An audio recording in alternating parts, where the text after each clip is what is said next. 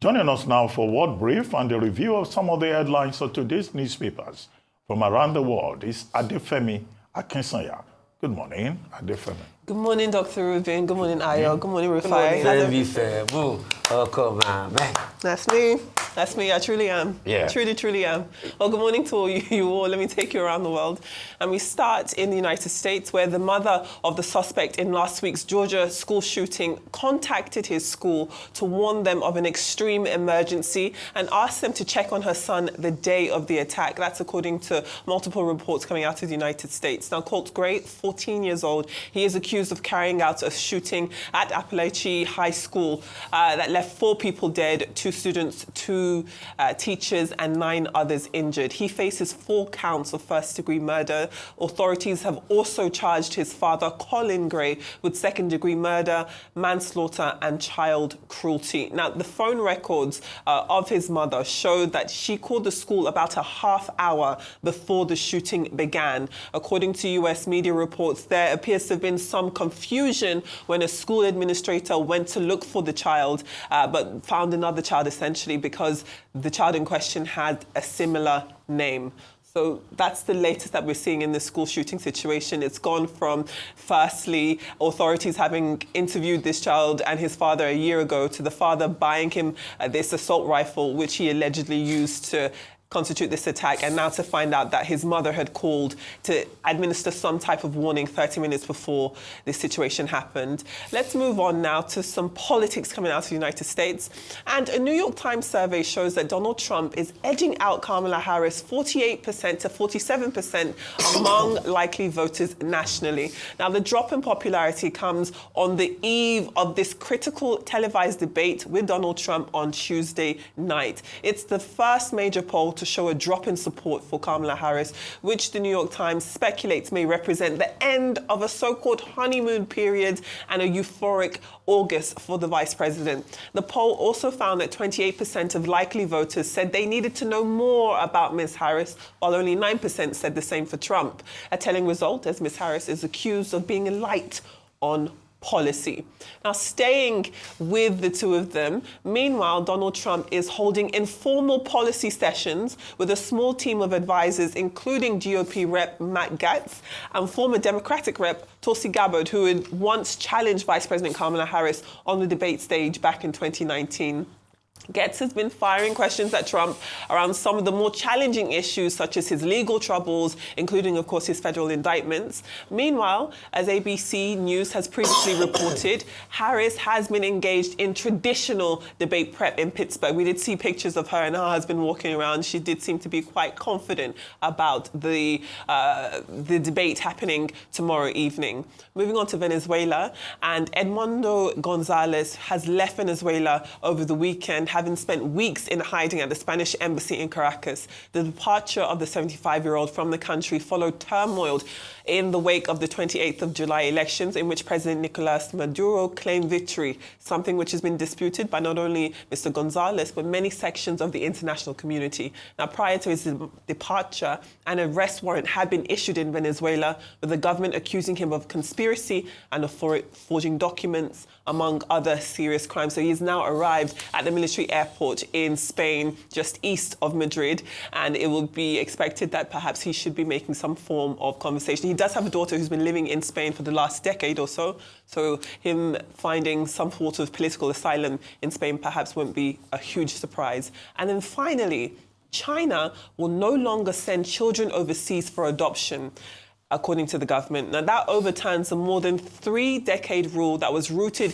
in its once strict one-child policy. More than 160,000 Chinese children have been adopted by families across the world since 1992, when China first opened the doors to international adoption. Now, around 82,000 of these children, mostly girls, have been adopted in the United States, according to China's Children International. Now, this rule change comes as Chinese policymakers are struggling to encourage young couples to get married and have children, as the population in China has fallen for 2 consecutive years. China has one of the lowest birth rates globally and has been trying to incentivize young women to have children. Many, however, have been put off by the high cost of childcare, worries over job security, and the future outlook as growth in the world's second largest economy continues to slow. Ayo, I'd like to come to you first about this one-child policy situation that we've seen in China and how it's contributed to this dwindling population here. Yeah. And as women, we definitely understand the constraints of wanting to be successful in your career, but also wanting to have a fulfilling home and family life outside of it. What do you think about that? All right, so China is facing what they haven't faced in 3 decades, like you mentioned. I think this first came to light when there were declining birth rates, record declining birth rates. I think about 6.2 million children in 2022. And since then, they've begun to introduce incentives and policies to encourage more children. This is the latest in this. And let me point out, first thing is that one of the sad parts of this is that it is adoption processes across different stages. So for those who have even already begun the process, especially from the United States of America, who've seen a high number of children being adopted from China, they have to stop it immediately. And that is, quite sad for those who might have already had hopes of getting their children or getting adopting children from China. Now, in terms of incentives, from the ridiculous to the interesting points, in some villages they are said that they give you up to $2,800 if you have your 3rd child. In some cities in China, they are even encouraging young women under 25 to get married. They would give you money. Some people are helping with reproductive support, IVF treatment, and the likes, just to increase or encourage people to have more children. The impact of a declining population is, number one, its effect on the labor force, as China would see, effect on healthcare sector in China, and of course on the economy ultimately. And so that's why there's this big push for that. Now, for the women, having gone through decades of telling them to have just one child or couples have one child, you're not pushing them to have more children. If this is going to happen, then more incentives that are practical for them would have to come into play. Agreed. You mentioned the high cost of childcare. So it's not just about giving money when they give birth. It is how do you ensure that that industry is cheaper and accessible for people who still want to go to work, to ensure that after they have children, there's childcare available for them. So a number of issues around that, like you mentioned. But let's hope that this will have a positive impact. But there are also children around the world who want to adopt as well. There are countries who are willing to still get into that. So for anyone who's willing to adopt. But China has a population problem. In 1979, China, as a result of exploding population, introduced a one-child policy. So families were required to have just one child. Exceptions were given if the first child was a disabled child or if it was a girl. Exactly. If it was a boy, you were not allowed. Now, it was in that context that, XX babies were allowed to be adopted abroad. But the major thing is that there is a controversy over that policy. In 2015, China decided to phase out that policy because they were now having problems with the demographics. You were having more old people, people were no longer dying, people were living longer, and then you had very few young people. You had more males than females, so that imbalance had to be revised. At the moment, birth rate, fertility rate in China is 1.6. In the US, it's 1.7. So these are what we see in China is the limit, if you like, of population control. Sure. And now they are trying to correct it. I hope they succeed with that. You mentioned Kamala Harris. Yes. Now, the poll that you were referring to is the New York Times Siena poll, which is one of the favorite national polls, that they use in America. Now, that poll says Donald Trump is leading by 48%. Kamala Harris at 47%. So the Trump campaign says, well, the honeymoon is officially over. We discussed the honeymoon here. Kamala Harris getting into the race after Biden's exit, jump-started, the race, brought in a lot of enthusiasm. Yes. But the instructive thing about that New York Times poll is that 28% of the persons, of the respondents said that they would like to know more about Kamala Harris. Only 9% said they would like to know more about Donald Trump. So in terms of being known, Donald Trump has an advantage. But the debate that you say they are preparing for provides Kamala Harris an opportunity, to sell herself, for people to know more about her. If he has a good showing on September 10, then it will be to her advantage. But the reality is that the race is very close in the 7 swing states. And those 7 swing states matter because of the electoral college system that they use in the United States. The other thing is that Kamala Harris has been able to close the gap among women, among young voters, yes, and among Latinos, particularly. So she still has a chance. But the voters say, according to this particular poll, right, that they would like to know more about that. The polls can change subsequently, but that's where we are. So one thing is, Kamala Harris has now become our own problem. You remember how we were constantly saying it here? Go out there, do more interviews. It's not the one you are doing with your vice presidential candidate. Once people are sitting in the room, you have to No, do more interviews. Let people see you. It's not just your stump speech on the campaign trail. They wouldn't listen. That's what's hurting them now. Because definitely the honeymoon period will wear out. After the Democratic Convention, we've all sung Kumbaya, we've cried, we've said, oh, America, America, America, but Joe Biden has left the stage for you. The next thing is, who are you as a person? And I have problems with our economic policies. I've not heard a lot from her regards economic policies. She needs to come out there. She needs to schedule more interviews. In fact, even go to opposition strongholds. I have suggested the likes of Candace Owens and everything, because you need to, even if they're going to rough you out and everything, but any press is good press. And hopefully, when we see that. Secondly, when you were just analyzing China, I was just looking and laughing. I said, Jesus Christ. We are analyzing China looking for population. We have more than enough population here, but we have leaders that have no head to be able to utilize that population. You can see first world country and third world country problem. We have more than abundance of population. The youth are looking for jobs to do. They have nothing to do. Understood. Understood. But thank you for your comments. Shall we move on to some newspapers now? And let's take a look at some headlines happening across the globe. We'll begin in Nigeria with This Day newspaper. And This Day is leading with comments from prominent Nigerian economist and CEO of financial derivatives, Bismarck Rawani, who says the latest petrol price hike, which is of 50% from 568 naira to 855, even though it can be far higher than that in many places in this Lagos, will transfer, he says, 5 trillion naira from Nigerians to the government and will worsen energy poverty. Rawani did, however, concede that the price hike could strengthen the naira as liquidity decreases, but he also made clear that he fears the situation may trigger social unrest and citizens could react in frustration.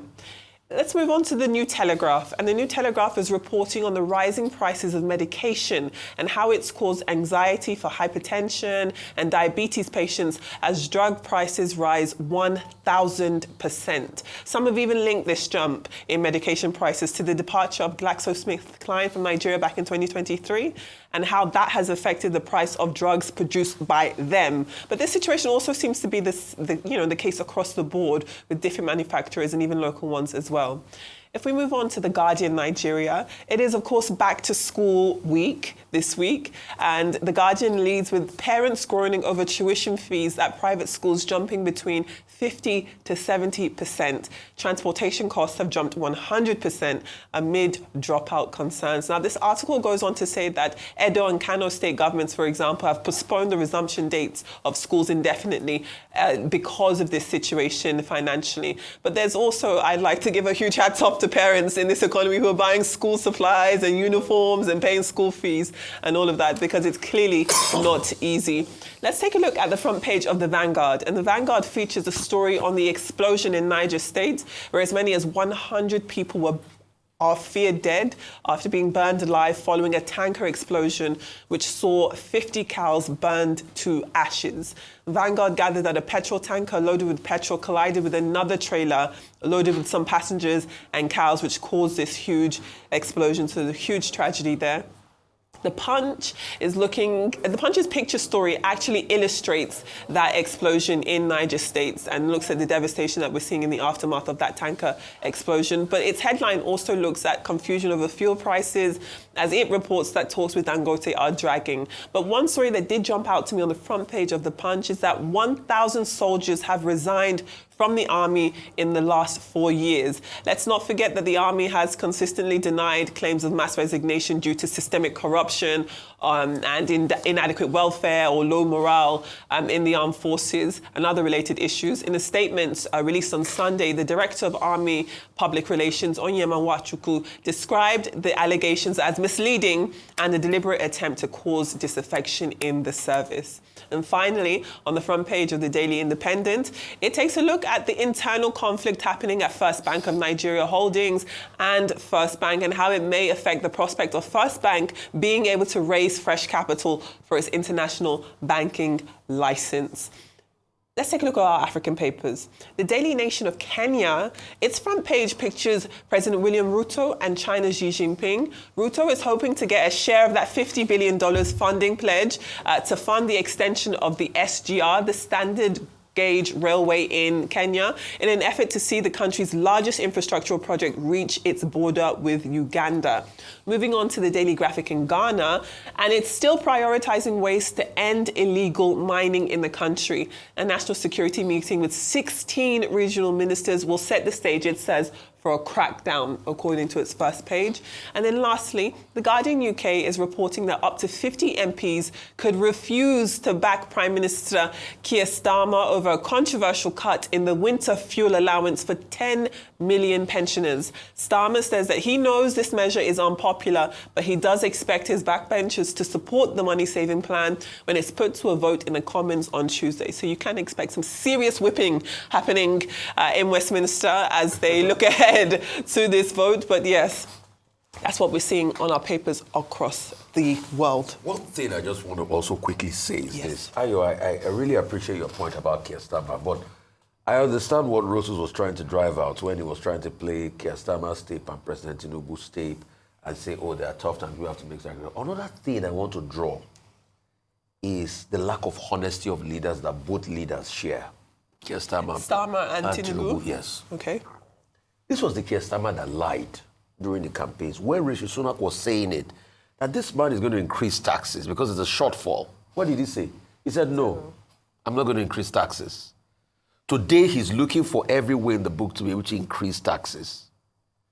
Just like save money. Just not to increase save money. It's not to save money, it's to increase taxes because he lied to the people that he was going to wriggle his way out. Just like President Tinubu also did with this fuel subsidy matter.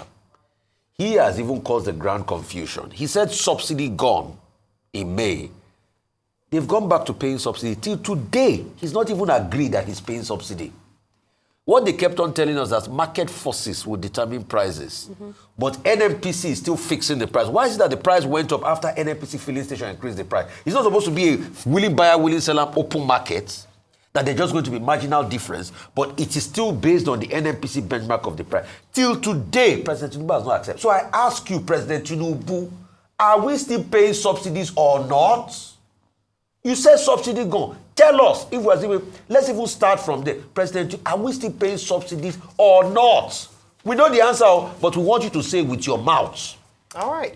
Okay, so let me talk about schools because in Nigeria today and last week we had projected that things might become a bit more difficult. True. When we had the fuel queues, fuel scarcity, and we said schools hadn't even fully resumed at the time. This week, more schools have resumed. And the Guardian piece on its front page is apt, talking about the difficulties that parents are facing, particularly parents who have children in private institutions. Correct. Obviously, because we know the state of education in the country currently, unfortunately, people have to resort to sending their children to private schools. Talk about the transportation cost. Talk about the fact that schools increase. There's almost a consensus that annually school fees increases. It's almost the norm, especially for boarding houses where we have residentials and schools have to pay for energy costs for those boarding houses, and the effect on parents, and then also the effect on education, and that there might be casualties in terms of dropouts. We already talked about how Nigeria has one of the largest numbers of out-of-school children in the world.